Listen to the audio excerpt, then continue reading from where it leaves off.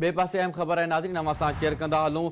DFC Ghotki कणक जी smuggling में मुलविस हुजण जो इंकशाफ थियो आहे। अहम ख़बर है नाज़रीन अवां सां शेयर पिया कयूं। DFC घोटकी जो कणक जे स्मगलिंग में मुलविस हुजण जो इंकशाफ थियो आहे। डिप्टी कमिश्नर घोटकी DFC दुर मोहम्मद चाचड़ ख़िलाफ़ कार्रवाई लाइ सेक्रेटरी ख़ुराक खे ख़त लिखी छॾियो आहे। अहम ख़बर है नाज़रीन अवां सां शेयर कंदा हलूं। DFC घोटकी कणक जी स्मगलिंग में मुलविस हुजण जो इंकशाफ थियो आहे। डिप्टी कमिश्नर घोटकी DFC दुर मोहम्मद चाचड़ ख़िलाफ़ कार्रवाई लाइ सेक्रेटरी ख़ुराक खे ख़त लिखी छॾियो आहे। ख़त जे मतन में जणायो वियो आहे त कणक जी चुरपुर ते पाबंदीअ बावजूद ख़ुराक खातो घोटकी रिश्वत एवज़ वापारियुनि सां ॿिठ बणियल आहे। इन हवाले सां वधीक ॻाल्हि ॿोल कंदासीं। मीरपुर मातोले मां आवाज़ न्यूज़ रिपोर्टर लतीफ़ वसीद असां सां टेलीफोन ते मौजूदु आहे। जी लतीफ़, कहिड़ा तफ़सील आगाह कजो।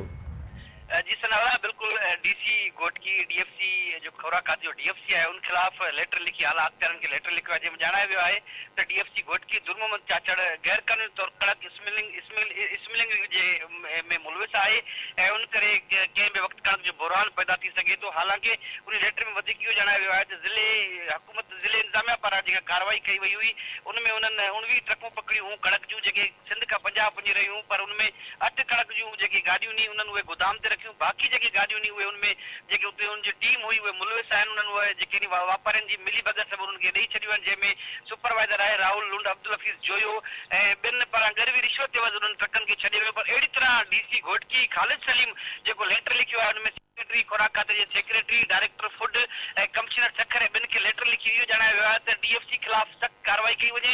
हू ग़लति कमनि में मुलविस आहे। हालांकि ही सिंध जे मुख़्तलिफ़ ज़िलनि खां जेका कणक अचे पई उहा सिंध पंजाब बॉर्डर जेको माना दंगाई हद आहे पंजाब जो, उतां ई कणक क्रॉस थिए पई ऐं उनमें उन जेको आहे ख़ासि तौर ते ज़िले जे DFC जेको आहे दुर मोहम्मद चाचड़ ख़िलाफ़ लेटर में ॼाणायो वियो आहे त ही गैर कानूनी कणक जे स्मगलिंग में मुलविस आहे। हालांकि सिंध सरकार पारां कणक जी चुरपुर ते पाबंदी लॻाई हुई, पर उन बावजूद बि इहो बि इंकशाफ थियो आहे त राति जी ऊंदा में सवे ट्राला जेके नी कणक जा उते पंजाब वापारियुनि खे जी मार्फत खुराक खाते जी मिली भगत सबब जेके नी क्रॉस थियनि पिया। पर हालांकि उते खुराक खाते पारां उते पिकटूं क़ाइमु कयूं आहिनि, पर उन बावजूद बि कणक जी जेका आहे रोकथाम न आहे थी सघी। कणक जेका आहे पंजाब वञे पई, पर हिन वक़्तु DC घोटकी सॼे मामले जो कार्रवाई जो मुतालबो कयो आहे। ख़ासि तौर ते जेके खुराक खाते जा जेके सेक्रेटरी आहिनि, डायरेक्टर फूड आहे, उन्हनि खां त ही जेको इहो पंहिंजो DFC आहे ही ग़लति कमनि में मुलविस आहे।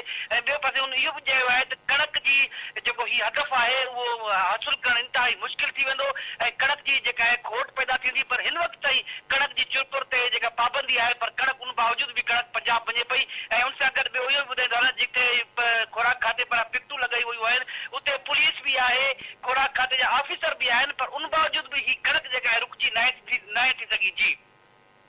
जी वॾी महिरबानी लतीफ़ तफ़सीलनि खां आगाह करण जे लाइ।